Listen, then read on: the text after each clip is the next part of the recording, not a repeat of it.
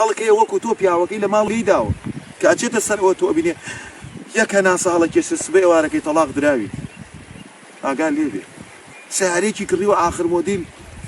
ستۆری داگرێ لە ناو ئاخر مۆدیل سیارەیە بای 89,000 دلارە وەختێک کەزانی 89,000 دلارەکەی ڕووی بۆ چەم ئەنجاڵێ خەڵک حەسادەتم پێ بە ئەی تۆ خۆت وات لە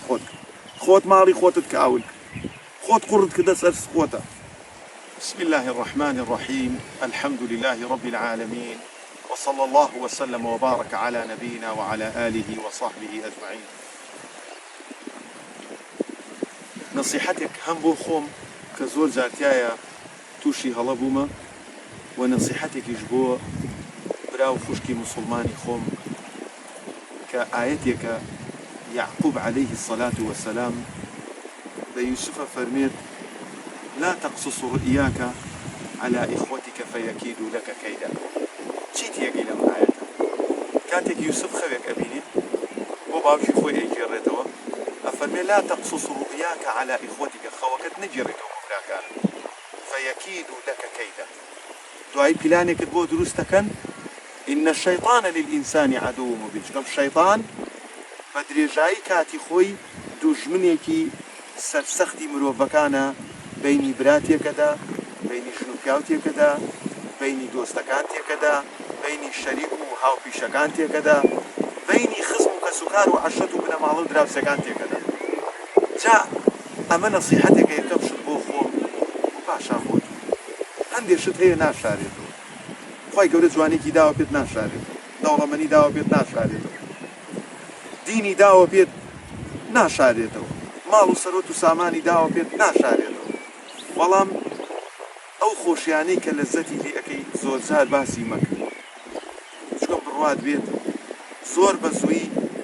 حەسادەت هەڵت ئەتەکێت بەخیلی تەفریشت ئەکەن ئەگەر خوای گەورە ژیانێکی خۆشی داوە بێت ئەچی بۆ شوێنێک لەگەڵ پیاوەکەتا لەگەڵ مناڵەکانتە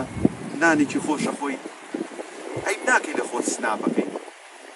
بەس تەریق نابیتەوە هەر بەجددی ئەی من بۆ زمانێکی زۆر کوردەواری و سادە قسە دەکەم بە این قسە لەگەڵ ناکەم بە ئەتەکێت و ئەوان هەر زۆر بە عەشایەری و کوردەواری ئەی ناکەی سناپەکەی شیشێکە بابت خواردو ئاوا پانۆرامایەکەی شەکاکەیتە ئەوەنەی ئەو ژنێک ئەوەنەی ئۆقیانوسێکی لێەکەی یا خوای گەورە جوانێکی داوە پێت خۆت تەسویرەکەی عەیبە خەڵکەیە وەکو تۆ پیاوەکەی لە ماڵەوە لێی داوە کە ئەچێتە سەرەوە تۆ ئەبینێ یەک هەناسە هەڵەکێشە سبەی ئێوارەکەی تەلاق دراوی ئاگان لێبێ سیارەیەکی کڕیوە ئاخر مۆدیل ستۆری داگرێ لە ناو ئاخر مۆدیل سیارەیە بای 89,000 دلارە وەختێک کەزانی 89,000 دلارەکەی ڕووی بۆ چەم ئەنجاڵێ خەڵک حەسادەتم پێ بە ئەی تۆ خۆت وات لە خۆت ماڵی خۆتت کاول خۆت قڕت کردە سەر خۆتە ئەگەر کورد ئەڵێ مریش خۆی خۆڵ نەکاتە سەر خۆیان کەس خۆڵ ناکاتە سەر تۆزێ خۆشیەکانت بشارەوە خەڵک هەیە نەخۆشە خەڵک هەیە ناساغە خەڵک هەیە قەرزارە خەڵک هەیە ئاوارەیە خەڵک هەیە سژنە لە ئەوروپا دانیشتووی لە خۆشترین ژیانای سناپەکەیت و تەسویرەکەی کە سوکارەکەت لە کوردستان ئەیبینێت کە تەمەنای ئەوەیە نانێکی گەرم بخوا لە ماڵەکەی خۆیان ئەزانی چۆن هەڵت ئەتەکێنن قەسەمەن بیللا لە کۆشکی سپی ئەمریکا دانشی لەزەت دەخۆت ناک لەبەرەوەی لە جیاتیەوەی بەزەیت بە خزم و کەسوکارەکەی خۆتا بێ پۆزیان بەسەرا لێ ئەدەی وەکو قارون ئەڵێ ئینەما ئوتیتوه عەلا عیلم عندی دەی منیش داومە لە ئاوەکەی ئیجە با ئەویش لێیدا لە ئاو ئیجە نادا بەڵام هەر ستۆریەک هەر سناپێک هەر ڤیدۆیەک تۆ دای ئەگری بۆ ڕابواردن بە بیزاجی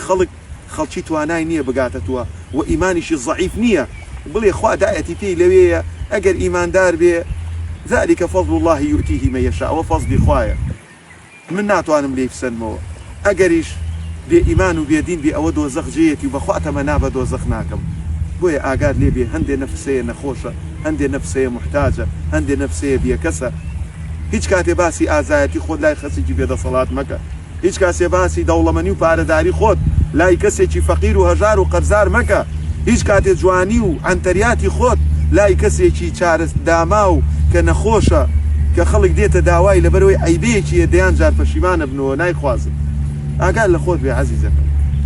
لا تقصص رؤياك على إخوتك فيكيدوا لك كيدا هەموو خۆشیەکانت مەگێڕەوە هەموو شتەکانت باس مەکە مەیکەرە فلیم و لە ناو خەڵکا بڵاوی مەکەرەوە بۆ ئەوەی تووشی زەرەر نەبیت و تەنها منیش ئەمەوێ نەسیحەتێکت بکەم وەرت گرت خۆشگوزەران خۆتە بی ئیسراحەت لە ماڵی خۆتا داهەش وەریشت نەگرت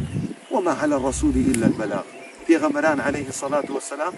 تەنها لەسەریان بووە نەسیحەتی خەڵک کرد ئێوە بمێنن بەخێر خوای گەورە هەموو لایەکتان موفق بکە لە چاوی حەسوود لە دەمی خراپ لە دەستی خراپ لە نەخۆشی و ناخۆشی ڕزگارتان کە و ئێمەش هەمان تەمەنامان هەیە بۆ خۆمان سەڵاوی خوای پەروەردگار لە هەموو لایەکتان بێ بە ئەڵڵاتان ئەسپێرم کە ئەڵڵا سپێراوەکان زایە ناکات